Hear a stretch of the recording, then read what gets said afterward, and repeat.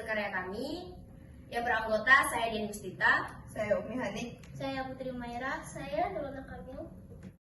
Baik, presentasi hari ini saya akan menjelaskan tentang mekanisme evolusi. Nah, kita ketahui dulu apa sih mekanisme evolusi itu? Mekanisme evolusi adalah perubahan sedikit demi sedikit dari makhluk hidup yang sederhana ke makhluk yang lain kompleks. Mekanisme evolusi dapat dijelaskan melalui 3 proses antara lain spesiasi, hukum Hardy-Weinberg, dan pola-pola evolusi.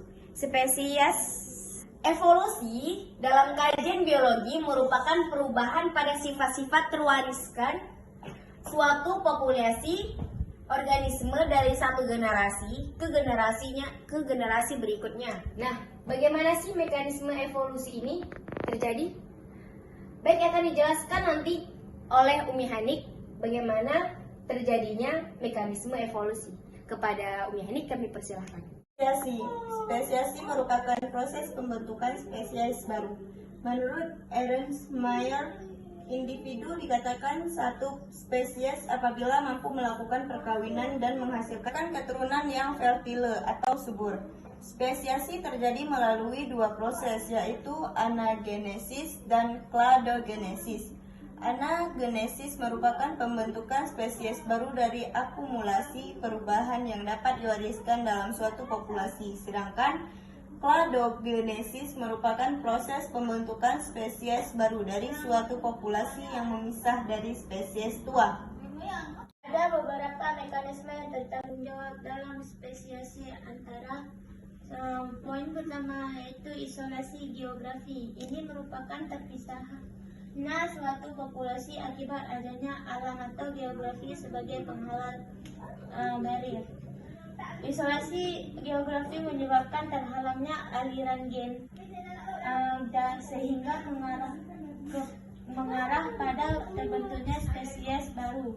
Adanya proses spesiasi di tujuan dari geografi dibedakan menjadi 2 bagian, yaitu pertama spesiasi allopatrik, yaitu proses pembentukan spesies baru yang terjadi pada spesies yang berkerabat dekat namun terpisah oleh penghalang geografis.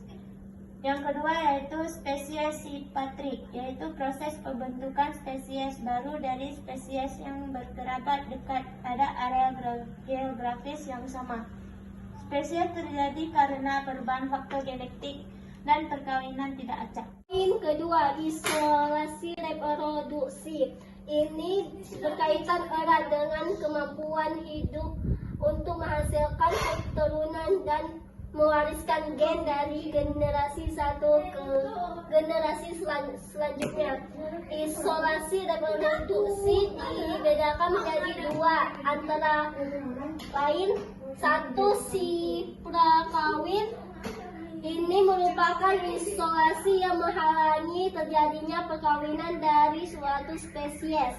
Isolasi prakawin terdiri atas isolasi habitat, isolasi temporal, atau isolasi musim.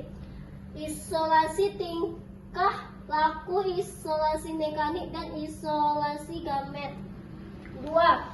Isolasi pasca kawin terdiri dari isolasi perkembangan ketidakmampuan hidup hibrid dan hibrid steril, di mana 2 spesies yang berbeda dapat melakukan perkawinan namun menghasilkan keturunan yang steril. Poin ketiga ialah poliploid. Ini merupakan peristiwa yang menyebabkan perubahan pada keseluruhan set kromosom. Nah, saya akan menjelaskan tentang hukum Hardy-Weinberg. Hukum Hardy-Weinberg itu ialah dapat menjelaskan mekanisme evolusi. Melalui hukum ini, kita dapat mengetahui perubahan frekuensi alel, di mana dengan pembelajaran frekuensi alel dapat dalam suatu populasi kita dapat mengidentifikasi populasi yang mengalami evolusi. Hukum Hardy-Weinberg menyatakan bahwa perubahan frekuensi gen pada suatu populasi tidak akan mengalami perubahan jika kondisi berikut terpenuhi, yaitu ukuran populasi besar, tidak terjadinya mutasi, tidak terjadinya migrasi atau aliran gen, perkawinan terjadi secara acak, dan tidak terjadinya seleksi alam. Secara matematis, hukum Hardy-Weinberg dinyatakan dengan persamaan berikut ini. P pangkat 2 ditambah 2 PQ tambah Q pangkat 2 sama dengan 1. P tambah Q sama dengan 1. Keterangannya adalah P adalah frekuensi alel dominan dan Q adalah frekuensi alel resesif. Nah, selanjutnya pola evolusi, yaitu mekanisme evolusi terjadi mengikuti pola-pola tertentu, antara lain yaitu ada evolusi divergen, yaitu terjadi ketika suatu spesies yang berbeda berkembang dari nenek moyang yang sama. Yang kedua, evolusi konvergen, yaitu terjadi ketika dua spesies yang berkerabat jauh memiliki sifat atau karakteristik yang mirip.